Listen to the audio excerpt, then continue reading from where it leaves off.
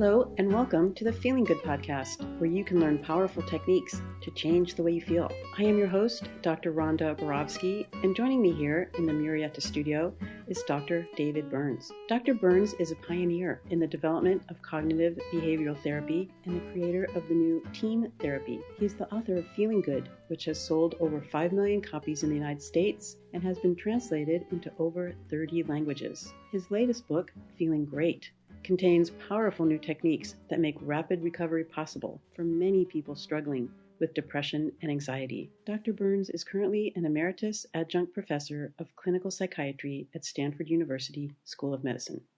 Rhonda. Oh, hi, David, and welcome everyone to episode 226. And today we have a really special guest. We're going to be doing a lot of 5 secrets practice. And we have Valentina, and she is on the faculty at a local school. And she's experienced a little difficulty, and we thought we would practice some 5 secrets with her. Hi, Valentina. Hi, Rhonda. How are you? Hi, Good. David. I'm looking forward to this because 5 secrets practice is always the best, and we all need it. All of our listeners need it, and so I think we'll have some fun, and we really appreciate your joining us a bit anonymously, which is perfect. But this is a very high-level person with some pretty prestigious credentials, I might say. But like all of us, sometimes struggles with what do you say when somebody says this to you, or what do you say when someone says that to you? But let's. I think you have a couple beautiful emails to read, and then we'll dive right in with you, Valentina. Yes, so somebody wrote regarding episode 216, which was an Ask David episode where we talked about cool questions about should statements. And somebody wrote in also anonymously and said simply, "You're a national treasure, Dr. Burns. The book Feeling Good is life-changing." Well, thank you. That's a very kind statement. And to quote the 5 secrets, I agree. And I like you. I feel very happy. And then somebody else wrote about 217, which was also an Ask David. And that was about, is human worthwhileness worthwhile?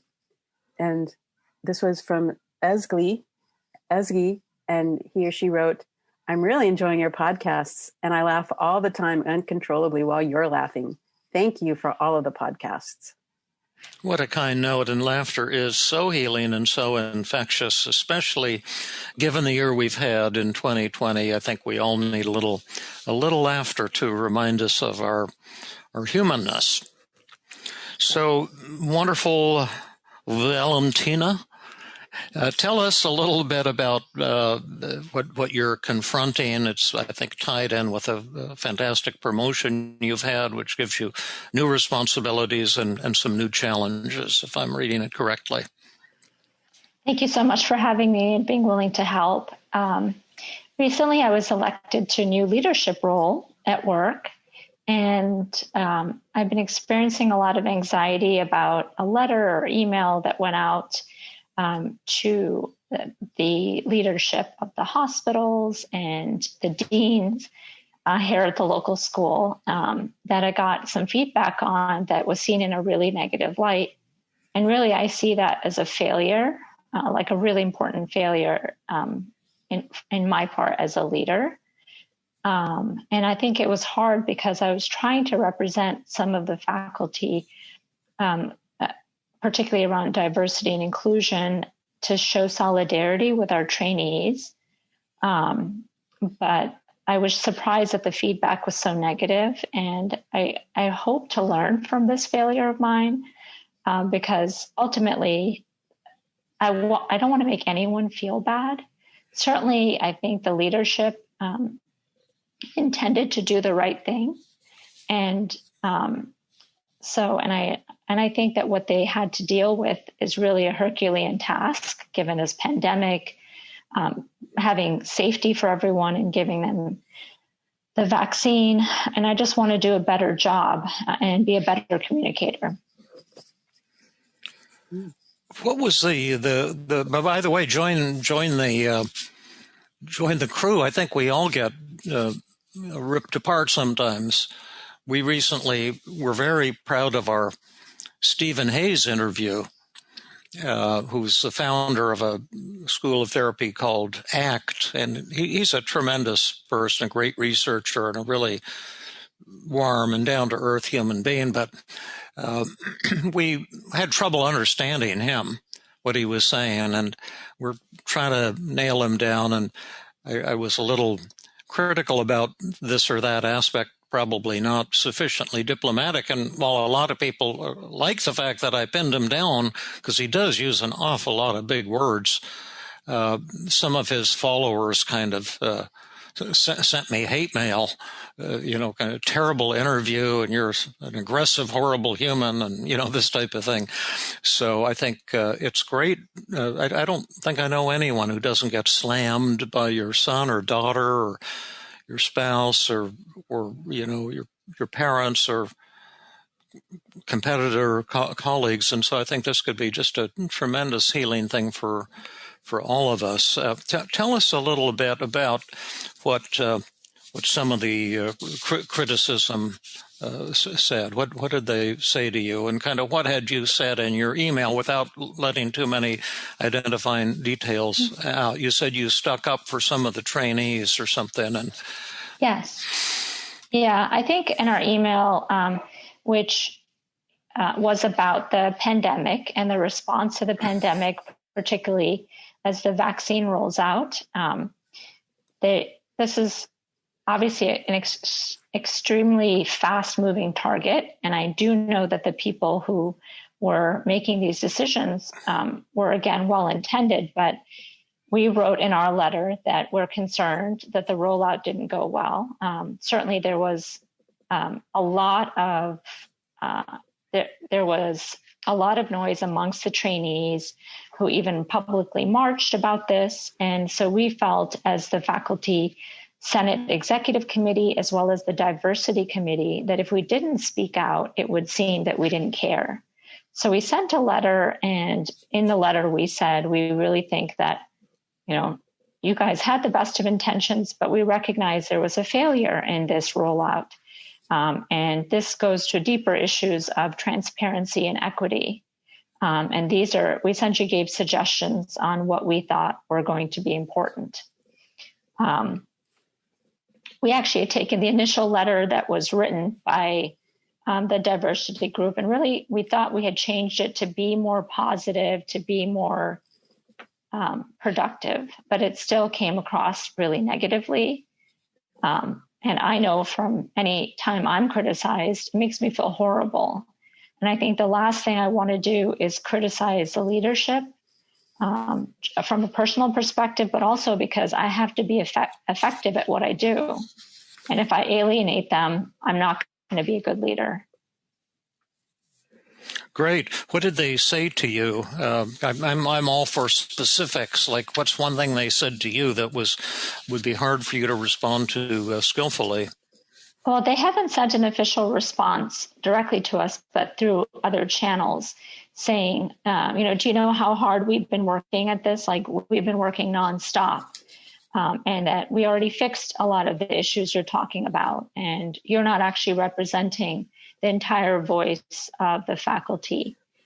And also, and other things like, the font in your emails were different, which it could be potentially that some of the font sizes weren't all the same. So these are some of the criticisms we heard. I'm not sure what the problem was about the font sizes. I didn't realize this or notice it, but I guess the font sizes were different in the email, which made it maybe saying that we were being unprofessional. Oh, like it should have been more beautifully formatted or something? Yeah, maybe. I think it's just kind of and maybe it's just as reactive as they felt that our letter was or email was to them. Right. Well, that sounds like a pretty easy thing to respond to my way of thinking.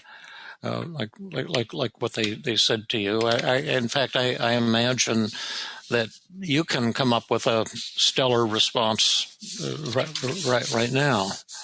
Well, before she does that, let's just briefly say what the 5 secrets or the 5 steps are.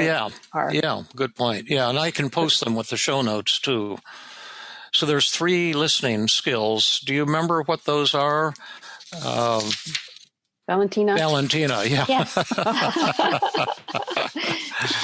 So I was looking, it was funny because I had that Feeling Good Together book on page 71 where it talks about like ear, good communication, showing empathy, useful self-expression, and also respect.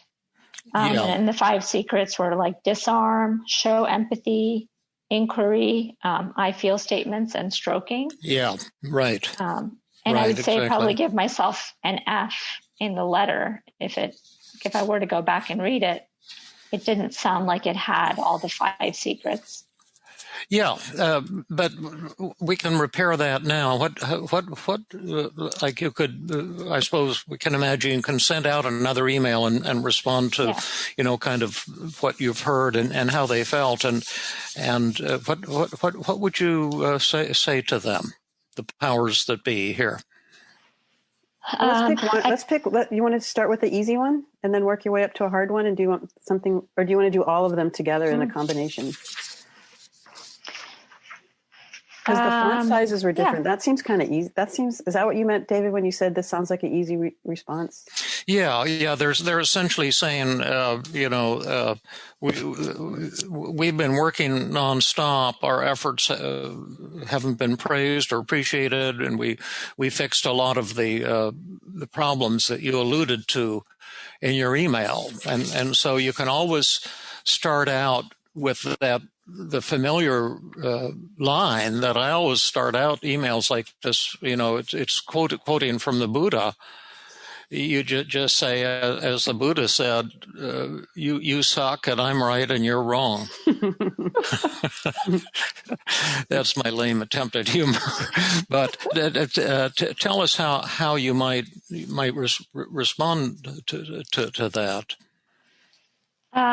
So I am not good at the 5 secrets, but I thought I could tell you some of the overall things that I want to say. Sure, that'd be great.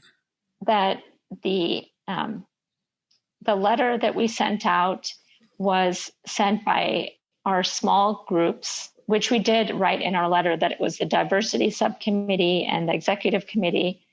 And we recognize the incredible work that the leadership has taken, and has been a Herculean task to keep all the staff and the patients safe, to provide adequate testing, and now to roll out a vaccine. I commend them for what they're doing. And I think it's really important that doesn't get lost, because they have done a great job. And I would like to think that we're, in our institution, in our small local institution, are able to say, hey, we know that this went wrong and how do we fix it? And although they have done so many wonderful things to fix it, and maybe I can list that, we felt like if we didn't speak up for the trainees, that it would demonstrate that we didn't care. Right. What grade would you give yourself on that? I would say probably a D. No, it's at least a C. Yeah, I would definitely give you a C. Well, it had some great stuff and maybe some stuff that isn't so effective. Do you want to critique it first, Rhonda, or do you want to see give it an if Valentina can critique it? Maybe Valentina, you try first. What did you like about what you did, and what would you like to improve on it, or what didn't you like?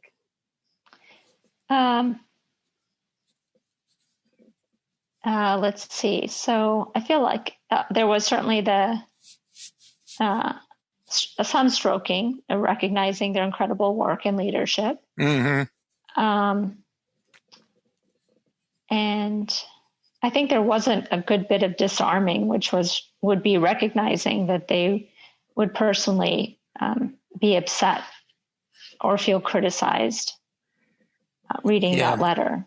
Yep. Those are good points. Any other things come to mind?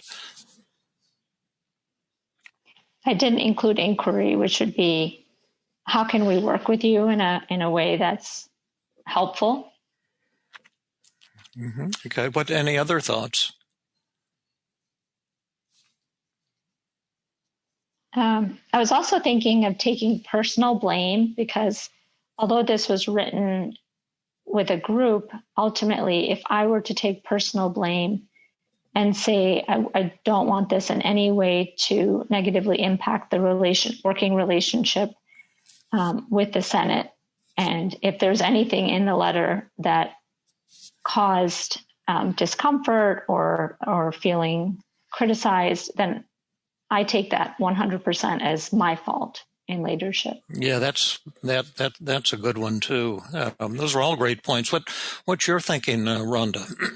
Well, I agree with everything. We can practice my response to some imaginary Stephen Hayes follower criticisms too. We can practice that as well today. That'd be awesome. I can practice that with you too. I agree with everything you said, Valentina, and I would have liked to hear a little bit of your feelings and acknowledging their feelings.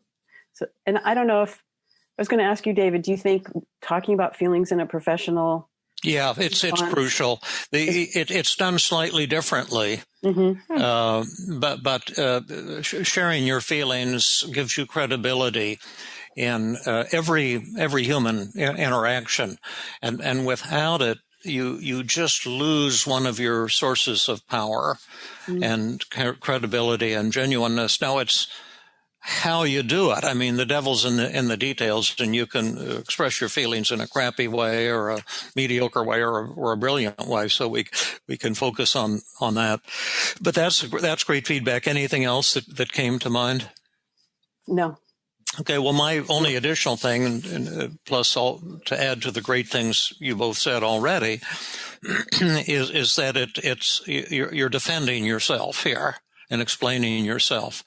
And in my experience, sadly, that has zero chances of success, because it will sound adversarial. And what we're involved in here is not so much a court of law as an art form involving, how to generate loving relationships, even in a business setting, even with those who feel offended by what you say. And also the philosophy I would bring to it is your worst failures are your greatest successes in disguise. And that's true in therapy. It's true in family life, and it's true in the corporate world as well. But how would we use I feel statements and stroking and disarming to generate a better response, to improve on it? Do you want to take a shot at it, Rhonda? Okay.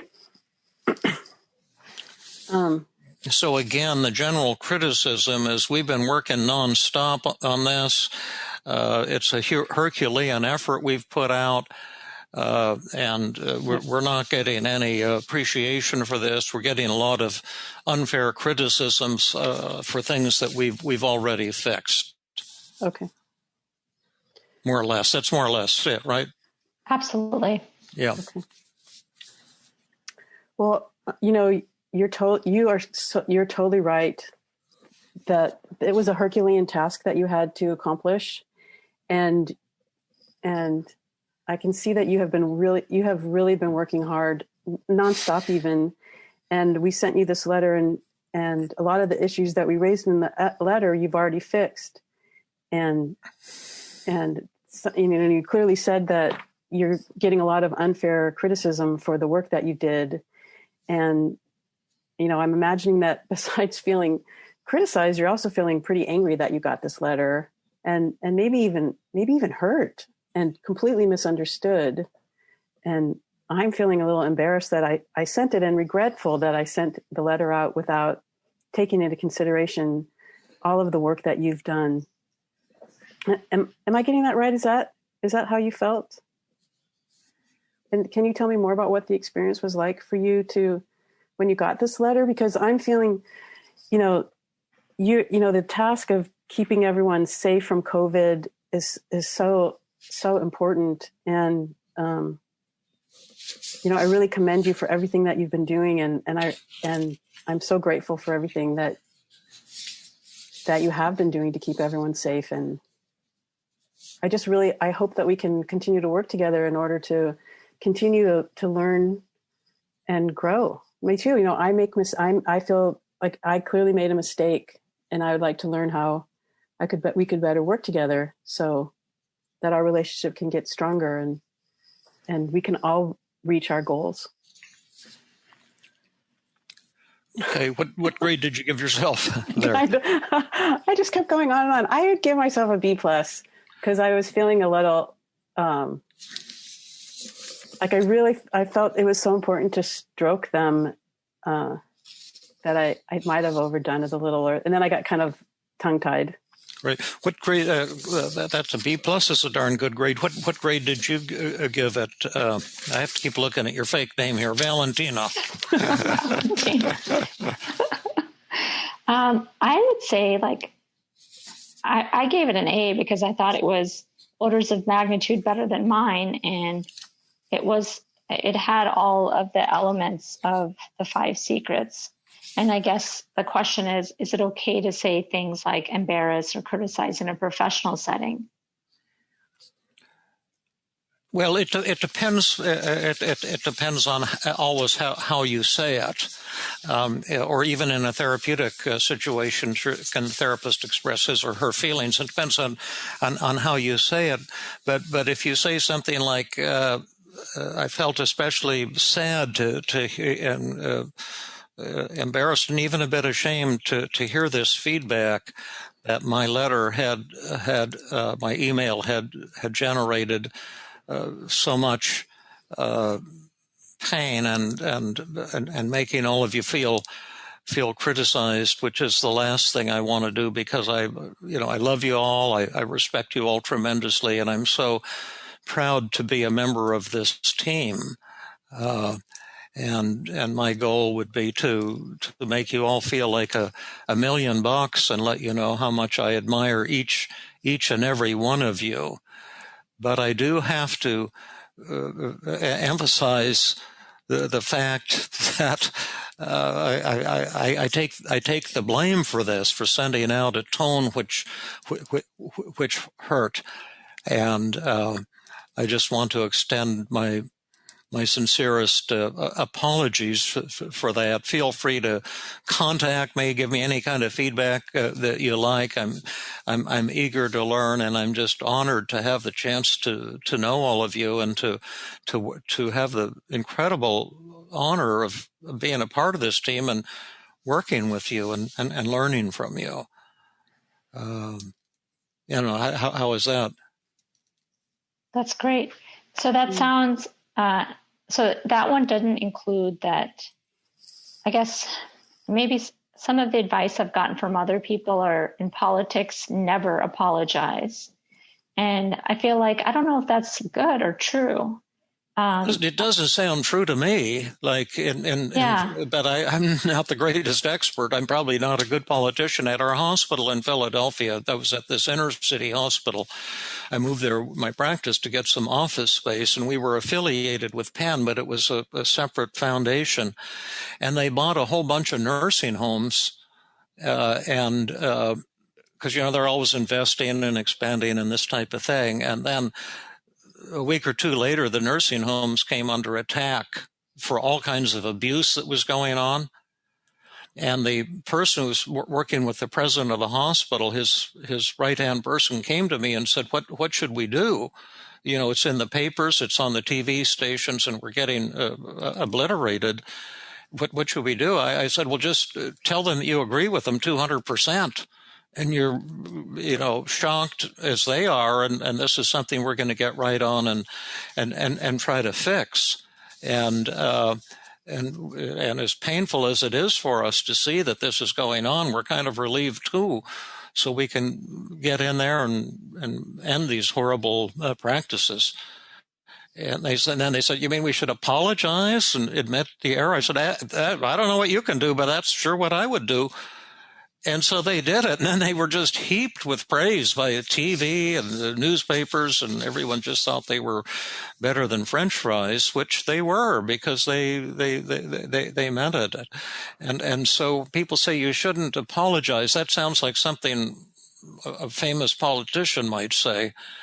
It seems very like Machiavellian. Yeah, you can go down that road, but I've never lost anything by apologizing for my errors. If you do it with humility and admiration, I don't get it.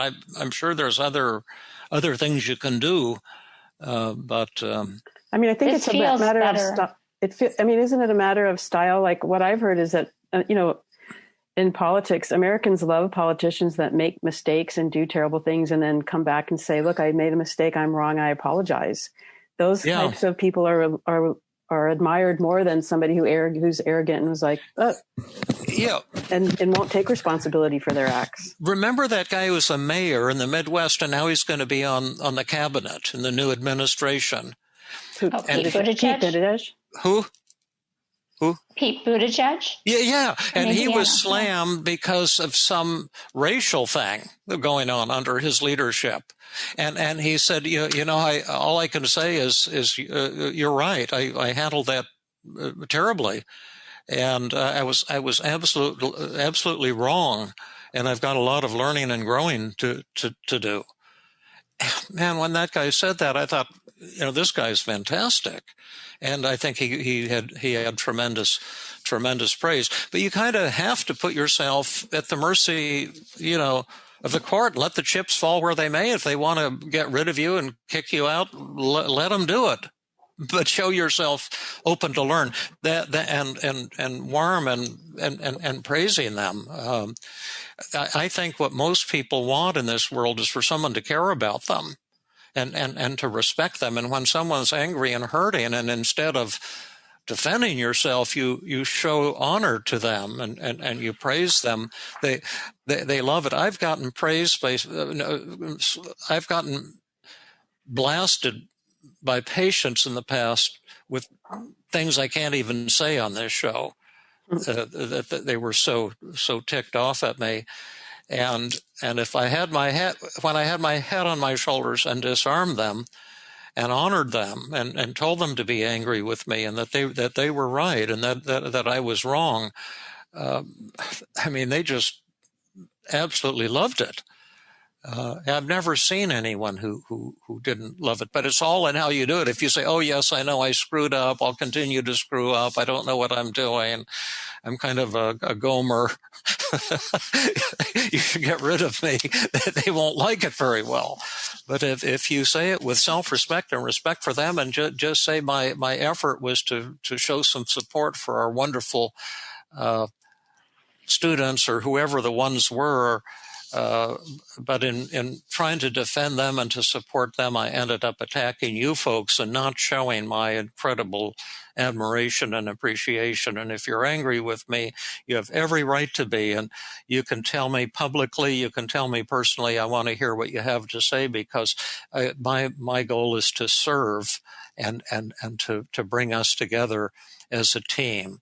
And without your leadership, your brilliant leadership, making this distribution happen and saving the lives of so many of our staff and our students and the people who are suffering, you're doing a fantastic job. And I failed in noting that and showing my appreciation and for each and every one of you.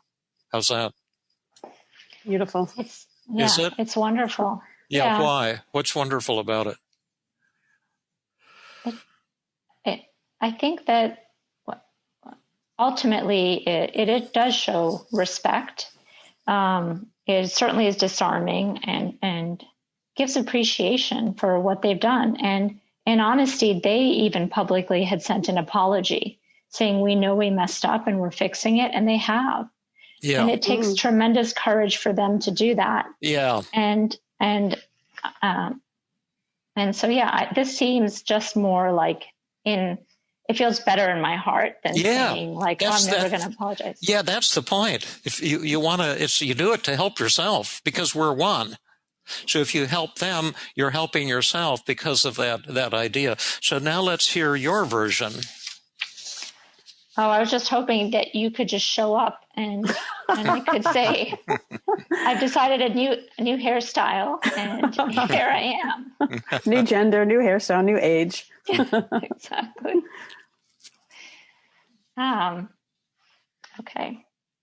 So, we've really fixed those problems, and we put in tremendous, I'm just pretend I'm them, and we put in tremendous effort, and we've been working nonstop. I haven't even slept for 7 days or eaten. I haven't even gone to the bathroom. I've been so busy. And believe me, it's hard to hold it this long. but you showed no appreciation for us. Yeah, and it's so unfair how you're criticizing us. Yeah. I feel quite embarrassed and actually sad to hear how that email made you feel criticized, because I have tremendous respect for you. And I think that the work that you've done to keep everyone safe during this pandemic, it has been Herculean. And I know and appreciate all of the work that you've done. And I think I failed in an effort to try to defend and support the trainees. I really failed at showing my appreciation for the work that you've done.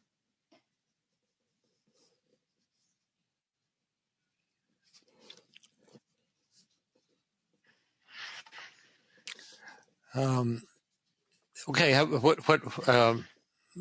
what's your grade on that one? Since I was frantically writing notes when you guys were talking and missed some of it, I would say like a B minus. I think you're up in the B plus range, actually. Can you give some feedback there, Rhonda?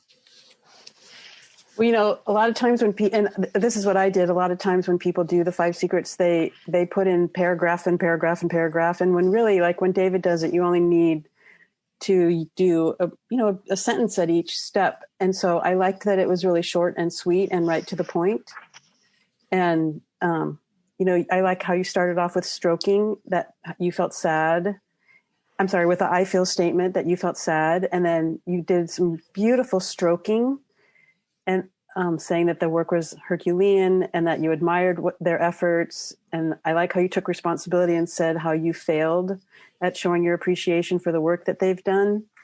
But I think I would have liked it a little bit longer. Like, I'm not 100% sure. I heard a disarm, although I might not have been hearing accurately, where you found some truth in what they said. And I would have liked to hear a little bit more about acknowledging what they were feeling, and even asking them some gentle probing questions to see how you can improve the relationship in the future. I love those 3 points you made, and I agree with all 3 of them. The feeling empathy could have been a bit stronger there, that you feel criticized, but there were no emotion words, and something like I wouldn't be a bit surprised if you felt angry or hurt or unappreciated when you had done so much, and that kind of gives them permission to be angry. And then on the inquiry, could have been stronger at the end. You said I failed to show my appreciation.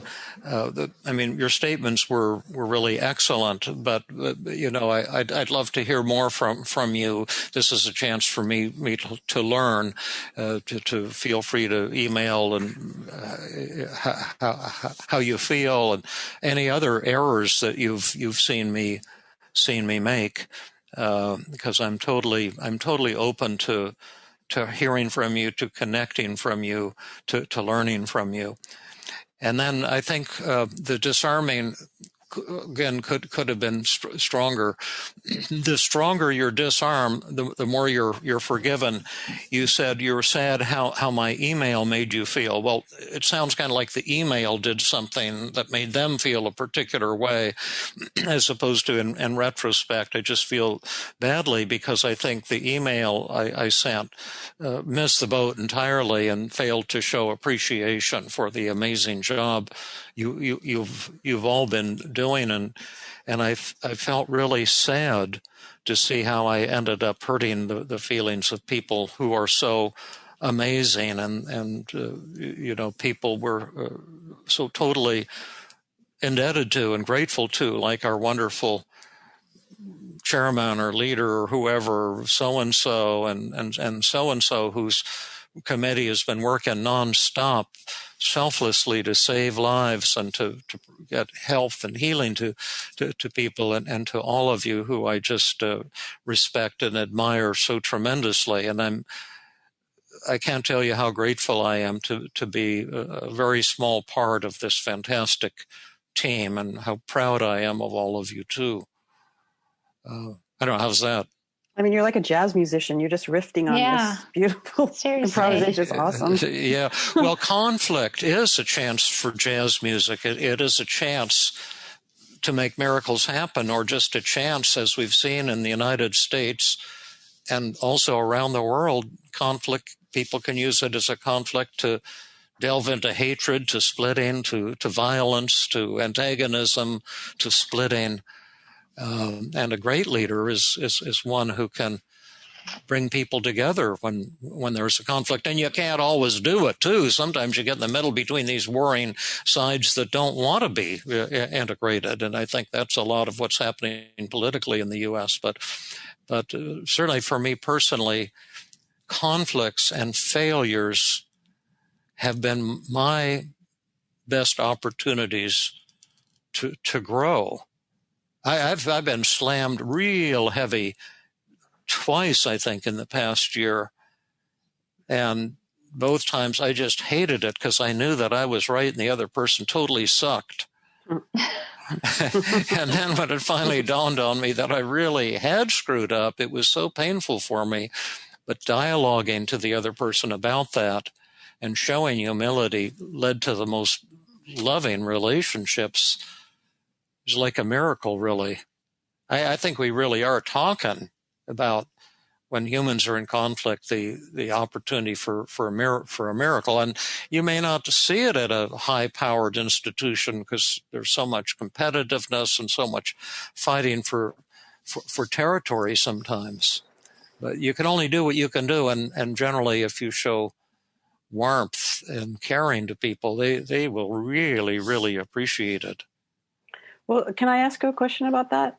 Mm-hmm. I mean, clearly Valentina wants to connect with the people who she wants to send this letter to and have a deeper emotional relationship with them, and a better working relationship, the best working relationship that they can all have. But she's also, what happens when there's a situation like she said, I mean, while they were well-intended, while they did put Herculean efforts into this task, they did make a mistake and it didn't go well. And she was trying to be supportive of the students, and then the diversity and the inclusion committee, they wanted to be in solidarity with what the students and the trainees were marching about. And how can she? Well, you can add a sentence to that too. The important thing is that you do not defend yourself. Because I think that always just leads to more battle, and those are battles that it's 100% guarantee no one can win. But you can also say, I also feel in a way that I failed our trainees, who I love, and I see the world through your eyes. But in my attempts to support you, and I love each and every one of you, I simply created more antagonism, and want to apologize for that as well, or something. Maybe that's not crisply stated, but I just think that try to this is just my thinking. Yeah. I'm not always right at all, by a long shot. I'm often wrong. but to not antagonize, not create throw any fuel on the flame at all, but be a spokesperson for peace. I can only think that must be how Gandhi must have solved the problem with India, with the British people. He must have been like that, showing respect all the time. And we don't always want to show respect. I don't always want to show respect for people. Sometimes I'd rather just smash someone in the face, to tell you the truth. I get so pissed off sometimes. But in terms of being a leader and just having a really good experience as a leader, that's my philosophy. I was, for a period of time, the chairman. I said I'll be acting chairman of the Department of Psychiatry at the Presbyterian Medical Center.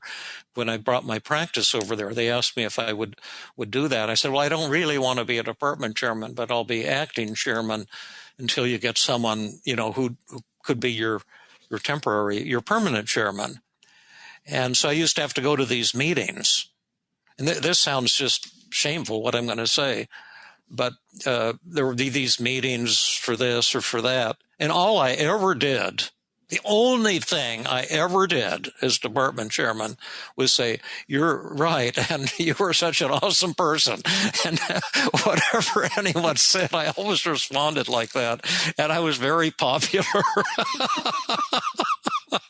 And the odd thing is they gave me anything I wanted. They said, what should we do? And I said, well, why don't we create a big intensive cognitive therapy program for the whole hospital? We'll do all group cognitive therapy. So they said, sure, we'll get a building, we'll build a unit for you. It was just through very positive energy. I don't think I could do that in most settings, though, because they were just giving me everything on a silver platter. But I always remembered that, to try to treat everyone in a really respectful way, and people kind of appreciated that. And I'm probably just BSing too much now. But you want to try? Go ahead, Rhonda. Yeah, Valentina. So sometimes when I'm practicing my 5 secrets, I'll put a little notation on the side of my paper so that I remember all the steps. And so I'll write like D for disarm. Maybe that would help you, so that you can like really do it systematically. So D for disarm, and then TE for thought empathy, FE for feeling empathy, IF for I feel statements, INQ for inquiry, and then ST for stroking, so that you can like really make sure that you hit every step. Okay. I like Rhonda's question about, still supporting and showing solidarity for the trainees. And I guess my question was, in the email, should I send it separately to those people, or include the, like when I had sent it, I had included our executive committee and the head of our diversity committee. Should I include them or not? I can't answer that one. I'm not enough of a politician or knowing the inner workings. Maybe Rhonda has a point of view on it. Well, I'm wondering how that would help you resolve the issue that you have with the group or the leadership group that sent you the emails that were critical of you. Yeah, I don't know if it necessarily would. I guess the big issue is that, there are people who feel very strongly about issues of equity and inclusion, and I feel strongly for them too. But I also realize that if we don't connect with each other in a way that shows empathy and uses the 5 secrets, people are just going to get more polarized. And we see that in our country. Right. And so these it's are like infectious. Yeah. It's like another pandemic, a pandemic of hatred. Yes. And this is like the cure. Yeah. Oh my gosh. You could even put that in your 5 secrets, Valentina. Yeah. If we don't connect with each other, we'll get more polarized. And I'd love to avoid that. Yeah. And I have to be the first one to admit my failure to do that, and to let you know how sad I feel. And I wouldn't feel so sad if I didn't respect and love all of you so much, and feel so filled with admiration and gratitude to have the chance to know each and every one of you and to work with each and every one of you. I think you're all giants, to be honest. How's that? That's really good. And in my attempt to support our trainees, so I know that you all love and respect as much as I do, I just ended up polarizing the situation, and I feel sad about that. And this is my attempt to try to correct that error and to heal that wound. And because I don't want you to feel angry and hurt and criticized. I want you to feel proud of the fantastic jobs you're all doing, way above and beyond the call of duty, to protect all of us, to keep us healthy and happy. And I'm probably going overboard. Yeah, that's a little important. I'm a little thick at the end there. Yeah, and to keep us healthy and happy during the month of January, and yes, February, and on into spring, and every single month of this wonderful year.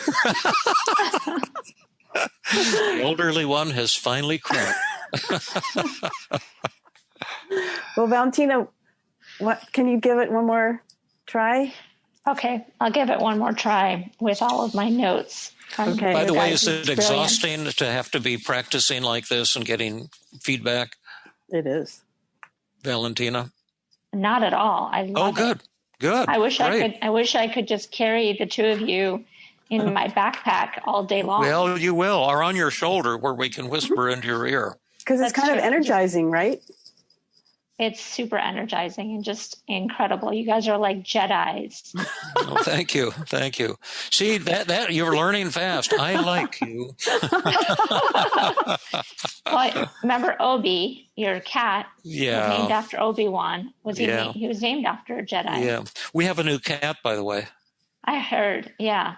Something or other. Yeah. Let's see. I can't remember her name. Well, Miss Misty. That's the one. Misty, I know. The little black one. But it's Sweetie Pie. Sweetie Pie. We got her. She's 6. We got her at the Humane Society, and she was so friendly in the car. But when she sees our other cat, she just goes berserk and with rage. So we have to keep them separated, and we're just hoping they'll be able to unite. But the good thing is my wife is sleeping downstairs with the new one, Sweetie Pie, so they'll bond. And then I get to sleep upstairs with Miss Misty, who's spurned me. And the good thing is Miss Misty suddenly decided I'm great, and she actually cuddled with me in bed last night for the first time. Wow. And, got right up under my arm and purring like crazy. And she's decided that David's okay.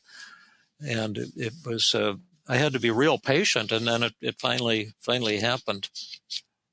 Sometimes you just have to be patient. Yeah. Just keep sending love out until suddenly the situation changes, and then you're kind of in heaven. Yeah, I would be happy if all of these people at the hospital were cats. I feel like they easier to win their love. Yeah, they're just going. Yes. Okay, let's hear it, cat lady. Okay, so I am embarrassed to admit that I have to start again. Why don't you try with a disarm and find some truth in what they've said, and a good a good shorthand is just to start off with some version of you're right, you're right, or Yes. You're absolutely right at the amount of effort that you have taken. It's actually been like a Herculean effort to keep everyone safe and protected during this pandemic. And now to start with vaccinating everyone. And I can imagine how it would feel to be criticized. And I'm embarrassed that in an attempt to support the trainees, sorry, I have too many notes. It's fine so far, I'll tell you that. Yeah.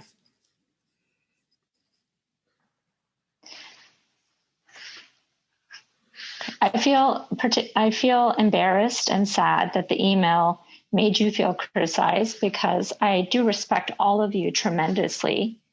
And I take the blame for this personally, for sending out a letter that had that tone. And I would like to hear feedback because I think that this failure hopefully will be an opportunity for me to learn and grow,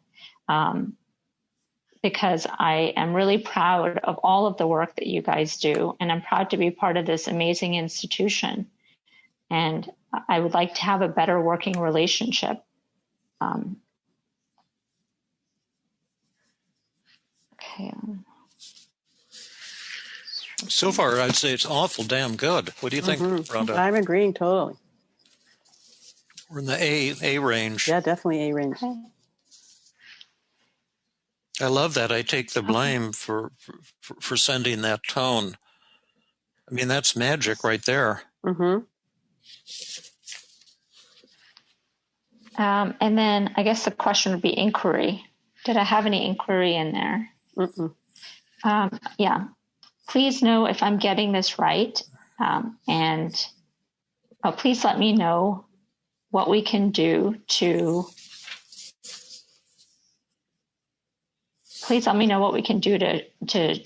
demonstrate to our community and our faculty the incredible work that you've done and to improve our relationship.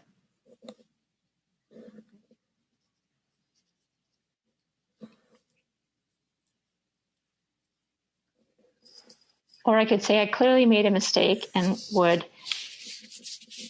love to learn from you on how we can repair this, so we can continue to do the incredible work that we do. No, I can't include myself in the incredible work part. Let's see. Please let me know how you've been feeling, and I'm just open to any feedback you might have. I love every one of you, and feel free to let me know publicly or privately, because I want to use this as an opportunity to grow and learn from all of you, all of my mentors and colleagues, who I'm so grateful to be a part of this team, and I salute every one of you. How's that? That's great. Valentina, I can send you the copy of this Zoom recording so you can listen to it again as part of your homework before you write this out. Yes. Helpful? Absolutely. And what do you guys think about also saying, I recognize that, emails lack some of the intonation, and I'm happy to talk on the phone. Just say, if you don't want to send emails, I'd love to speak with any of you personally, and give me a call and let me know what you think. And it's always exciting and rewarding for me every time I interact with any of you. Yeah. I'm always learning. And this is amazing. This is really awesome. Is it? Why? I just going through this exercise alone has made me feel better and made me feel less anxious. Yeah. Why does it make you feel better and less anxious? I feel like maybe the caring that I'm showing in the 5 secrets of communication is in many ways just giving myself, my tone is kinder and softer and more connected. And that makes me feel less alone, makes me feel, it's incredible. Yeah, that's great. Give us a little follow-up. And if it doesn't work out, you can send us your resume and we'll post it on the show notes as you're looking for a new job. I'm just pulling your leg. But yes, I think when you respond with warmth and genuineness and openness, it just sets you at ease, because you're not doing battle anymore. It's and yet there's a part of human nature. We just want to fight. We want to defend ourselves. We want to win. We want the other person to lose. And here you're giving everyone a chance to to win. How are we doing time wise? Do we have time to assassinate David, or should we save No, that for let's save that for another one.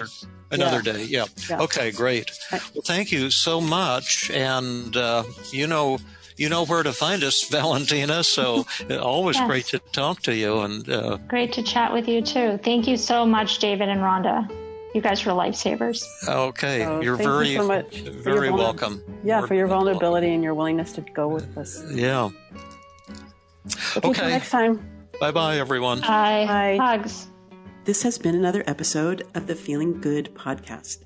For more information, visit Dr. Burns' website at feelinggood.com, where you will find the show notes under the podcast page. You will also find archives of previous episodes and many resources for therapists and non-therapists.